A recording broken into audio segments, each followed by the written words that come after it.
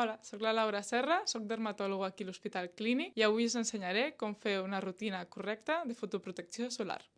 Cal utilitzar un factor de protecció 50. Així ens assegurarem estar protegits més estona i és vàlid per a tots els pells. Millor que no sigui transparent, així sabrem si l'estem aplicant bé i en quines zones. Per la cara, habitualment fem servir textures més fluides, que no fan granets i s'absorbeixen ràpidament. És molt important posar la quantitat recomanada. La majoria de la gent se'n posa menys de la meitat de la necessària. La quantitat ideal a la cara es pot ensenyar d'una forma molt fàcil amb la regla dels 2 dits. No t'oblidis tampoc de posar-ne a zones com les orelles, el coll, el clatell i les parpelles.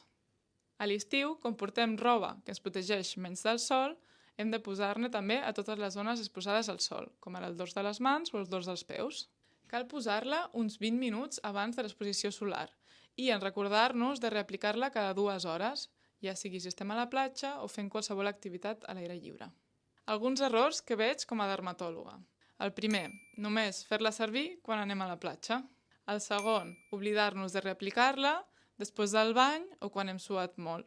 Tercer, no aplicar-nos-la si estem a l'ombra o portem barret. L'aigua i algunes superfícies reflecteixen la llum solar.